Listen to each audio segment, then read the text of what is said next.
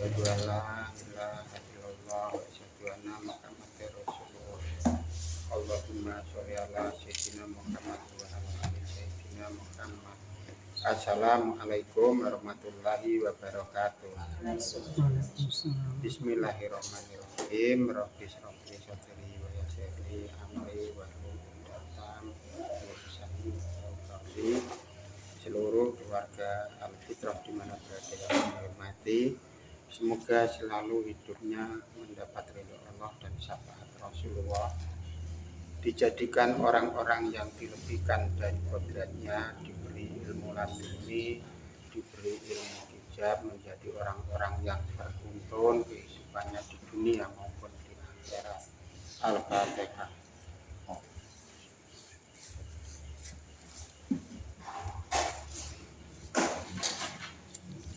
Untuk malam ini kita meneruskan pesan masih dari yang Sayyidina Ali, yaitu tentang hidupnya sholat. Kita menjadi orang yang baik, di mana dan apa bentuknya kita selalu baik.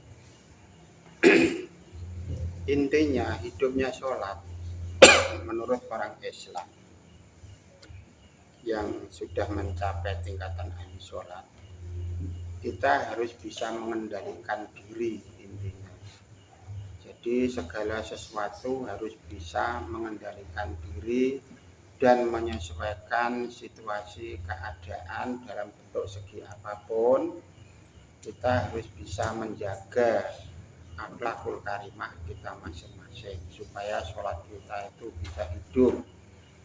Kalau kita ibaratnya sudah menjalankan sholat yang panjang dan seterusnya, kita kalau tidak selalu mempunyai perilaku-perilaku yang seperti tadi, kita kan akan rugi.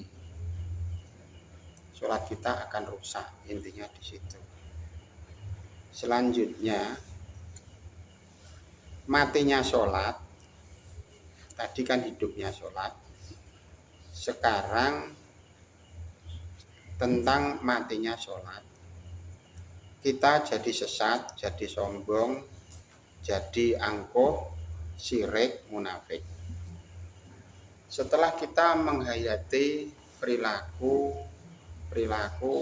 teori Islam atau syarat-syarat Islam, khususnya di dalam sholat, kalau kita malah menjadi orang-orang yang tidak baik, tidak bisa istilahnya menjaga diri, kita menjadi orang-orang yang sesat, sholat kita semuanya akan mati dalam segi bentuk apapun. Intinya kita jangan sampai mengarah menjadi orang-orang yang sesat. Intinya di situ. Kita juga jangan sampai jadi orang yang perilakunya sombong, mempunyai perilaku yang angkuh. Itu bukan akhlak Islam. Menjadi orang-orang yang syirik, termasuk orang-orang yang iri dan selanjutnya, syirik, menjadi munafik dan seterusnya. Itu adalah semuanya perbuatan yang mematikan sholat. Jangan sampai kita menempatkan posisi dalam bentuk-bentuk seperti itu intinya.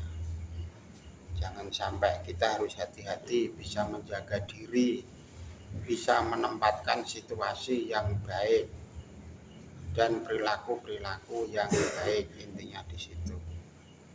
Selanjutnya,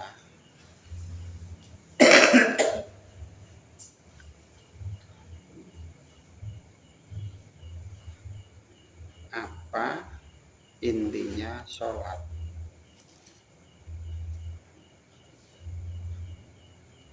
Ternyata amanah dan paham juga arti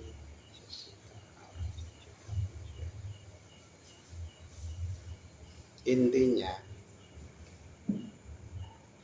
sholat kita itu harus mengetahui,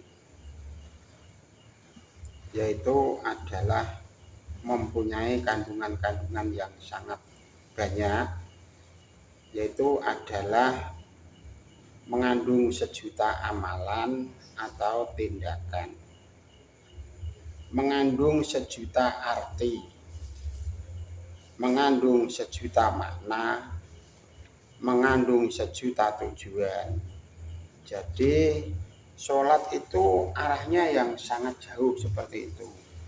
Maka sholat kita tidak boleh untuk mainan. Itu dalam bentuk sholat apapun, dalam bentuk syariat maupun dalam bentuk zikir maupun dalam bentuk meditasi dan seterusnya. Itu mengandung arti yang sangat panjang.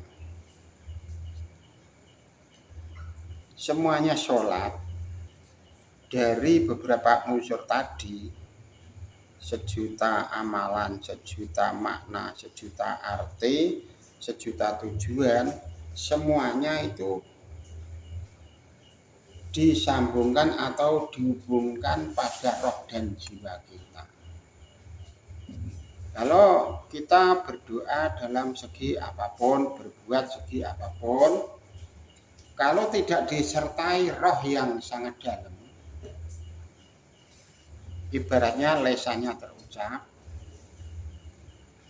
hatinya berkata dan menyaksikan, itu namanya sholat yang nyampe pada roh dan jiwa. Sebab segala perbuatan itu harus keluar dari roh dan jiwa, baru wasilah malaikat, Rasul Allah, dan kepada Allah wasilah Jibril. Itu intinya. Kalau kita tidak tahu arah dan tujuan, ya kacau. Intinya di situ. Jadi sholat itu mengandung unsur yang sangat dalam. Selanjutnya, orang-orang yang ngomong dan buat yang tidak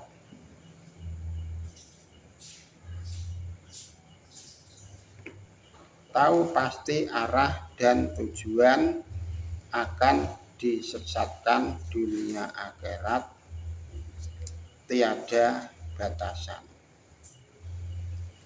Intinya, segala perbuatan kita dalam bentuk segi apapun, itu kalau tidak tahu arah, tujuan, makna, dan seterusnya, kita akan tersesat di akhirat nanti. Jadi intinya, kita berurusan dengan dunia, biarpun itu masih sebatas urusan dunia, mensyariati dunia.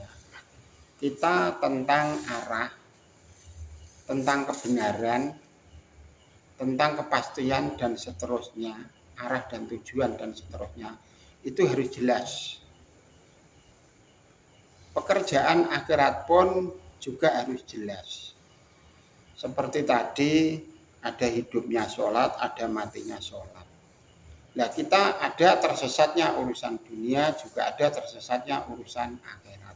Semuanya pakai rumus, maka kita harus selalu teliti mana yang harus kita kerjakan lebih awal dan mana yang harus kita tinggalkan yang menjadi kesesatan kita. Harus setiap waktu, setiap detik harus diseleksi, intinya seperti itu, harus jelas. Orang yang mengajarkan Al-Quran dan akhlak Rasul dianggap, dikatakan sesat. Orang tersebut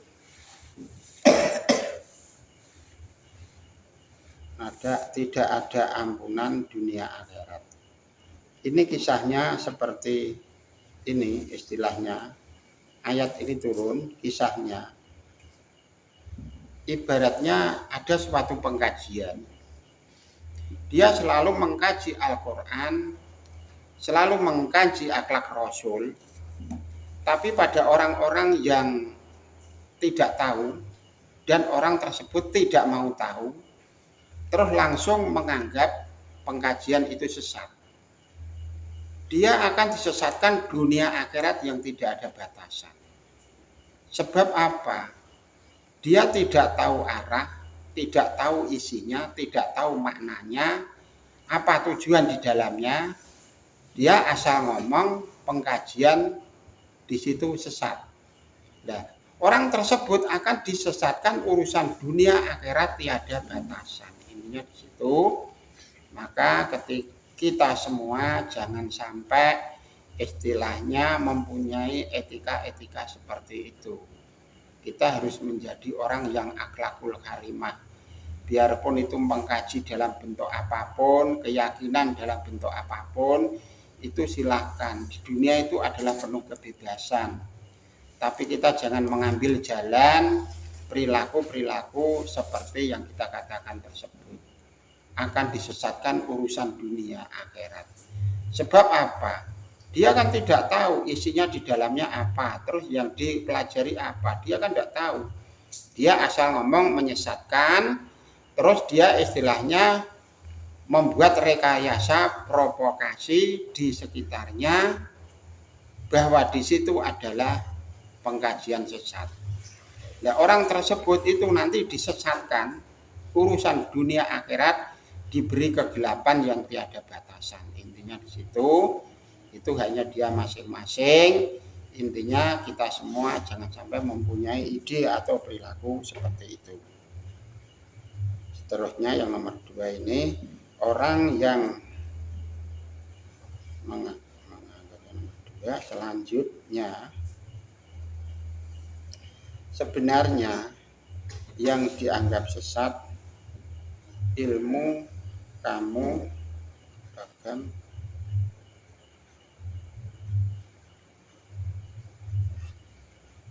intinya sebenarnya yang dianggap sesat itu adalah pengkajian yang mengajarkan ilmu-ilmu termasuk kanuragan, mengajarkan santet, mengajarkan sihir dan seterusnya.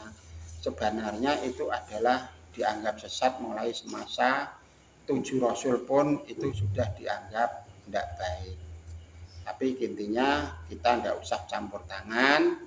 Intinya kita adalah belajar bersama, tidak boleh mengganggu satu sama lain. Intinya di situ.